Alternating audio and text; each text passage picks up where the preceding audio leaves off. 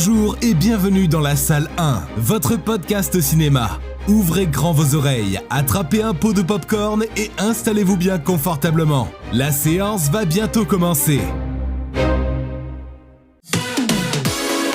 Et bonjour tout le monde et bienvenue dans la salle 1, le podcast cinéma. Comment ça va aujourd'hui, Sébastien ? Je ne peux pas aller mieux qu'aujourd'hui. On se demande pourquoi. Si certains d'entre vous n'étaient pas là lors du dernier épisode, sachez que oui, j'avais perdu sur les pronostics des Césars et c'est donc aujourd'hui que je vais vous parler du merveilleux film qu'est Le Baltringue. Mais ça, on y reviendra tout à l'heure dans la séance, parce qu'on va commencer par l'avant-séance, donc on va revenir cette fois-ci sur les Oscars et en plus on va continuer sur les cérémonies parce qu'en dernière partie, Sébastien va nous parler des Razzie Awards. Exactement. Donc un beau programme qui s'annonce. Est-ce que tu es prêt, Sébastien ? À fond.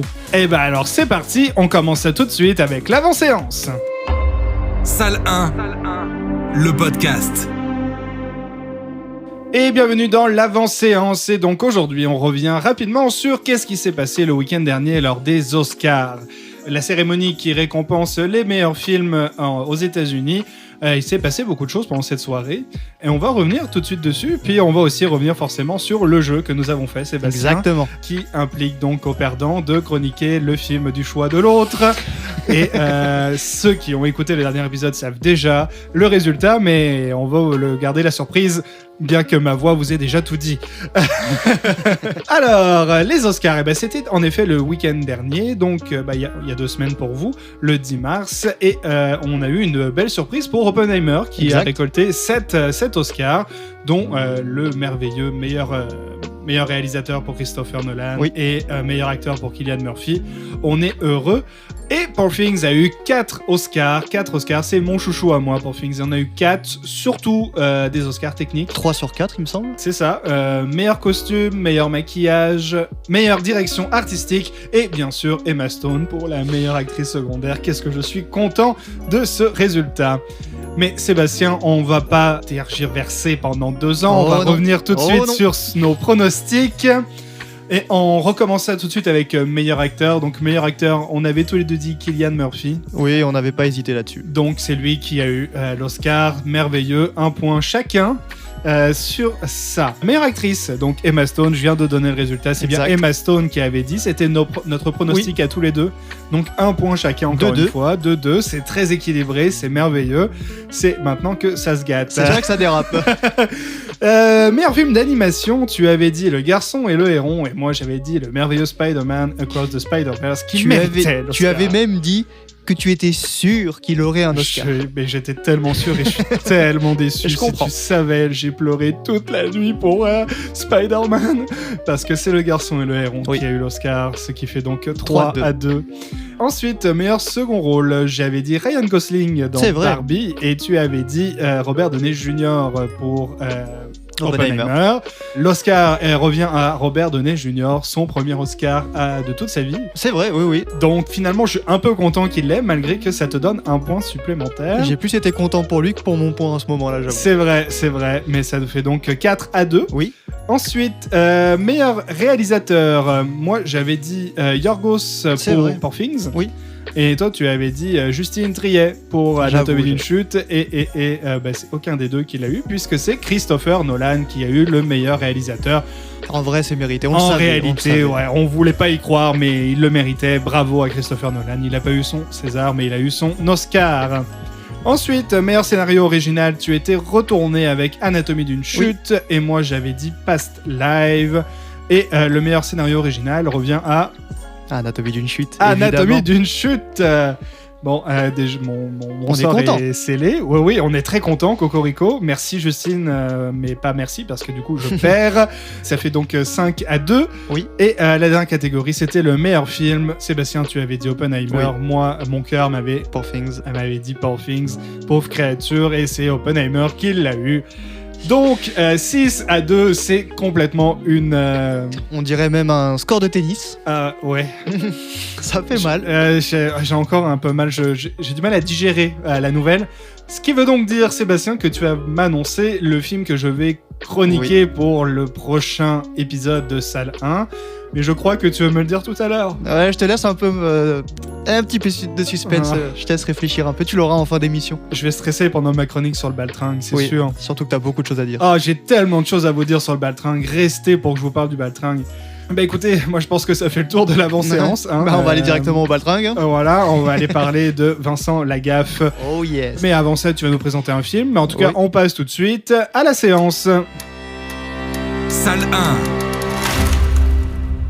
1. Et donc dans la séance cette semaine, Sébastien va nous parler de Barbac. Et moi, juste après ça, je vous parlerai de Le Baltringue, ce merveilleux film du cinéma français. Sébastien, à toi le micro. Et on va avoir aujourd'hui donc 2 comédies françaises. Une bonne et une un petit peu moins bonne, on doit l'avouer. Quoi, le Barbac, c'est pas si bon? Je suis un peu déçu, figure-toi. Donc Barbac, c'est un film qu'on n'a pas trop entendu parler, j'ai l'impression. Pas mal de gens sont passés à côté. C'est une comédie, donc comédie un peu horrifique. Vous allez voir pourquoi. Réalisée par Fabrice Eboué et jouée par Fabrice Eboué et Marina Foïs, qui sont les 2 protagonistes principaux du film. Bon, je vous propose le traditionnel pitch. Yes. Donc, Vincent et Sophie sont bouchés. Leur commerce, tout comme leur couple, est en crise. Mais leur vie va basculer le jour où Vincent tue accidentellement un vegan militant qui a saccagé leur boutique. Rien que Je découvre le synopsis, c'est rien que le synopsis. lunaire. Mais attends, c'est pas fini, parce que pour se débarrasser du corps, il en fait un jambon que sa femme va vendre par mégarde. Et là, jamais un jambon n'avait connu un tel succès. Le jambon est incroyable et le couple va se dire on peut faire une paire de coups, sauver notre couple et sauver notre business. Waouh. Voilà le pitch de base du film.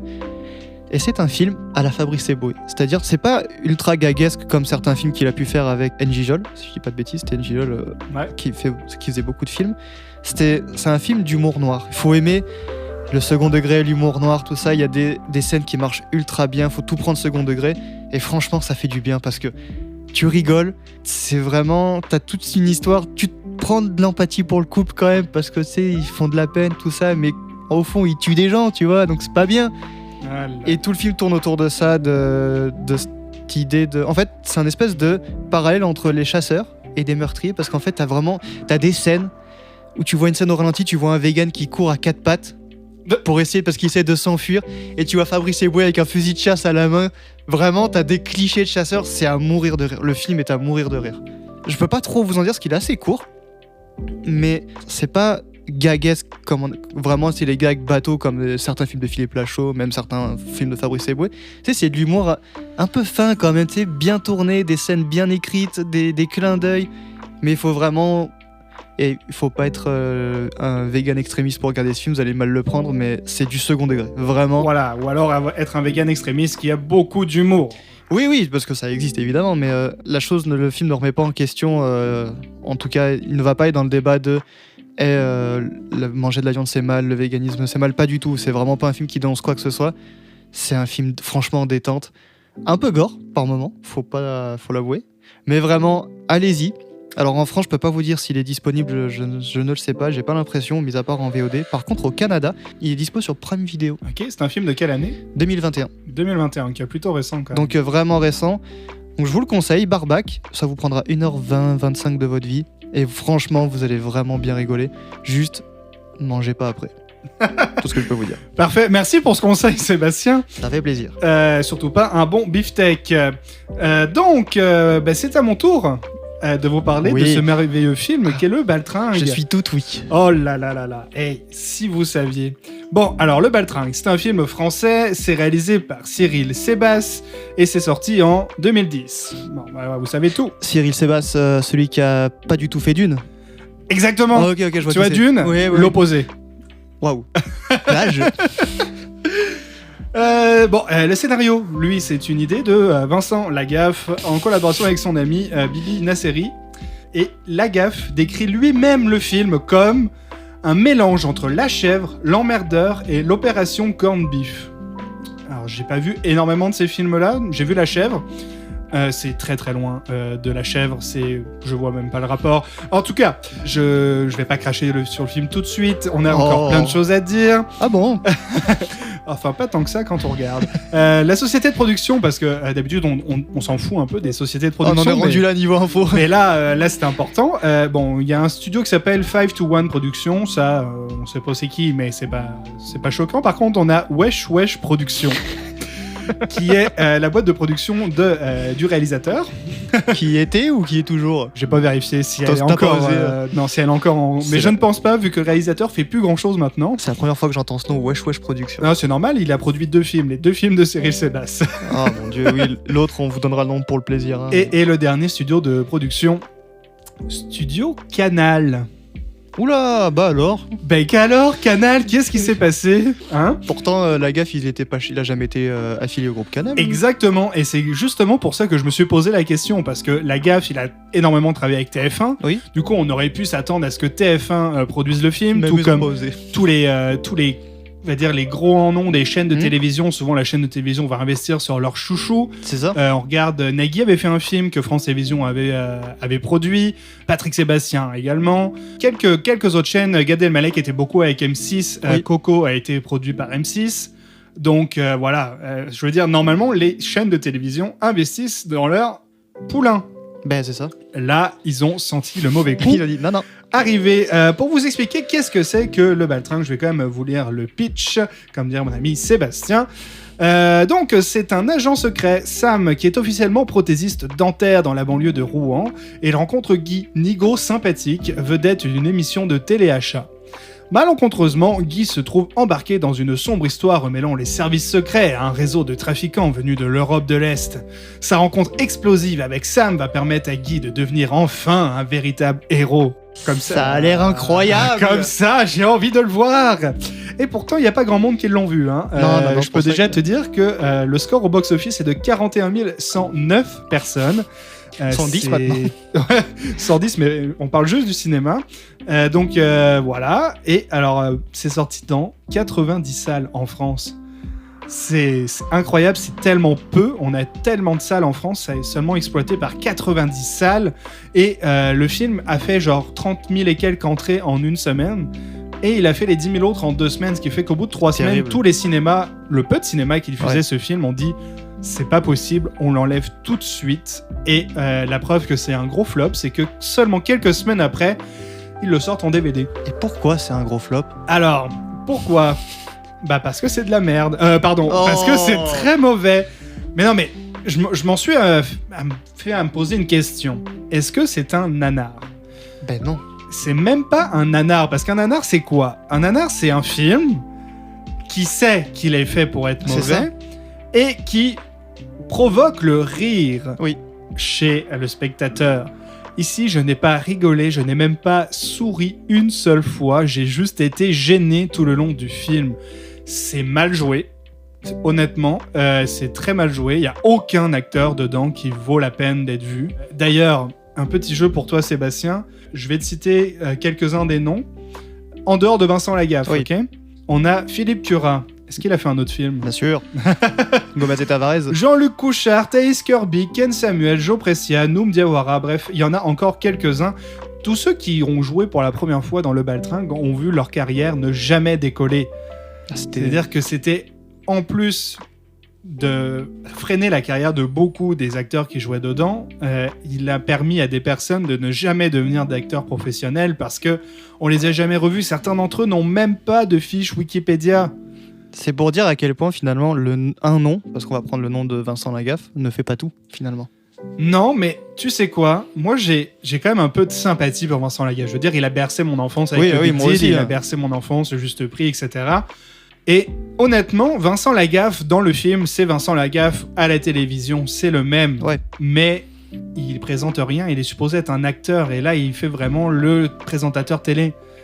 Et au final, ça marche pas. Je veux dire, il y a une scène de 15 minutes. 15 fucking minutes.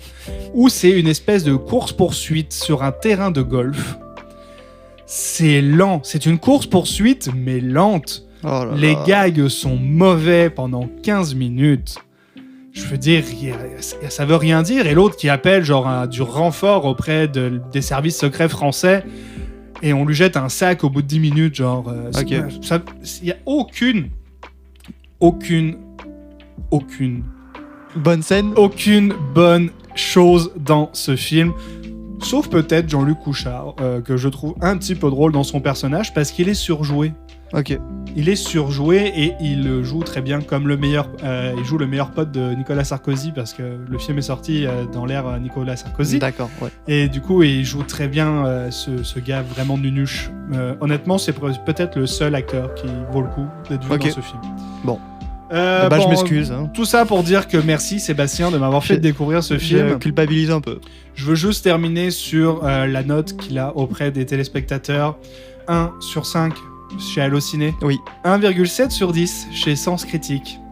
Et d'ailleurs, en 2016, il était le numéro 1 de la liste officielle sur Sens Critique des pires films français de l'histoire. C'est comme ça que je l'ai cherché. C'est ok. Et ça explique beaucoup de choses. Il y a quand même eu une mise à jour aujourd'hui en 2024. Il n'est plus le premier. Il Dis-moi est que c'est 11e. Dis-moi qu'il y a du Aladdin, un truc comme ça devant. Alors j'ai pas vu de Ah bah Aladdin, j'ai vu du Is No Good, j'ai Ouais, vu du c'est pareil. Coco avec Gad Elmaleh, on en parlait tout à l'heure. Et Bienvenue chez les Ch'tis est 10e. Alors, on en reparlera de Bienvenue chez les Ch'tis si tu veux, parce que il y a des choses à dire. Moi j'ai beaucoup de sympathie pour Danny Boone, donc je comprends pas ce classement, mais on en reparlera donc une prochaine fois. Avec grand plaisir. Tout ça pour vous dire que ce film est disponible bien entendu en VOD, mais ne l'achetez surtout pas s'il vous plaît, ne gâchez pas votre argent, ça C'est ne précieux. sert à rien. En tout cas, ouais, encore merci Seb pour Écoute, cette ça me fait découverte. plaisir. Je culpabilise un petit peu maintenant, j'avoue, mais J'espère que le deuxième film que tu me feras découvrir est au moins aussi bon. t'inquiète pas, va. Parfait, bah écoutez, moi je pense que j'ai pas grand chose d'autre à dire sur le Baltringue, donc on va mettre fin à la séance. Et aujourd'hui, c'est Sébastien qui nous présente le générique. Salle 1, le podcast. Alors, j'ai pas fait exprès pour ce générique, mais ça va coller avec finalement le baltringue, puisqu'on va parler des Razzie Awards.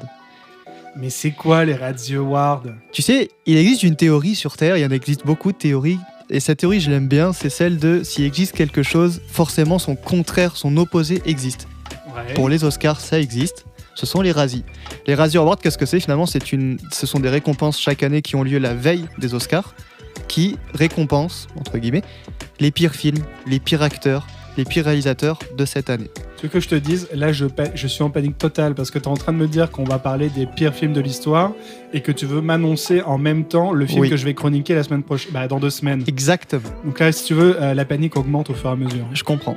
Ce qu'il faut savoir, c'est qu'il y a quand même eu des gros noms qui ont gagné des Razzie Awards. Par exemple, en 1984, une certaine Amy Irving a été à la fois nommée aux Oscars et aux Razzie la même année. Pour le même film? Non. Ok. En 2010, Sandra Bullock a remporté un Razzie pour son rôle dans All About Steve, et le lendemain, elle a remporté un Oscar pour, par contre, cette fois, un rôle dans The Blind Side. Donc comme quoi, tu peux gagner un Razzie et un Oscar la même année, et ça c'est beau. Le rêve de tous les acteurs finalement. Et je sais pas. Ça, je sais pas. Un autre gros nom, Ben Stiller, en Ouais. 2005, a été nommé au Razzie du pire acteur, pas pour un film, pas pour 2 films, pas pour 3 films, Mais non. pour 5. 5 T'imagines? dans la même année? Oui. Mais le numéro 1, avec 32 nominations, 11 statuettes remportées, Sylvester Stallone. Ah bon. C'est évident. C'est lui le patron. Alors tu te doutes bien que rares sont les acteurs et réalisateurs qui sont allés chercher leur petite statuette, Ouais. parce que ça fout un peu la honte. Et pourtant, Ali Berry en 2005 est allée chercher son Razzie Award pour son rôle dans Catwoman. Elle a fait un discours au Razzie Award et dans sa main droite, il y avait un Oscar pour dire hey, je suis pas si nul que ça. Et la même année, le scénariste de Catwoman est venu chercher son Razzie Award aussi. Finalement, ça prend juste beaucoup d'autodérision. Exactement. C'est quelque chose qui prend de l'autodérision. On s'entend que tout le monde a des ratés dans la vie. Vincent Lagaffe en a eu aussi la preuve avec le baltringue. Hein, mais voilà pour ce que sont les Razzie Awards. Maintenant, cette année, évidemment, il y a eu les Razzie Awards. Et j'aimerais féliciter un film qui a tout raflé. 4 Razzie Awards pour le pire film, pire couple à l'écran, pire scénario, pire réalisateur. Winnie l'ourson, Blood and Honey. Un film d'horreur sur Winnie l'ourson. Oh mon dieu.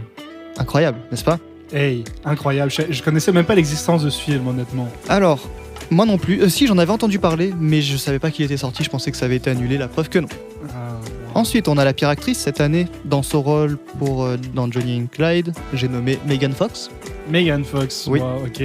Ensuite, pire acteur, c'est John Voight dans son rôle pour le film Mercy, que tu as certainement vu. Non. Moi non plus. Ensuite, pire second rôle masculin, le fameux, l'unique, l'indétrônable Sylvester Stallone Oh yeah! pour Expandable 4. Ah ben oui. Et enfin, un petit back-to-back pour Madame Megan Fox pour son rôle, son second rôle féminin dans Expandable 4. Wow. 2 Razzie Awards pour Madame Megan Fox cette année. Et 2 Razzie Awards pour Expendables 4. Eh, c'est pas beau ça? Je savais même pas qu'il y avait un 4 qui était sorti. Et moi non plus, j'ai complètement raté ça. Donc, qui clôture les Razzie Awards 2024. Mais Sébastien, une question me taraude les lèvres. Laquelle? Quel film vais-je voir chroniquer? Alors, j'avoue que j'ai eu beaucoup d'idées en tête. Les Razzie Awards m'ont donné énormément C'est ça d'idées. qui me fait peur, oui. Mais je me suis dit que j'ai été quand même violent, on peut le dire, avec ce petit film qui est Le Baltringue. Donc j'ai décidé de me rattraper un petit peu et de te faire chroniquer un film que j'aime beaucoup. Tu sais très bien duquel je parle.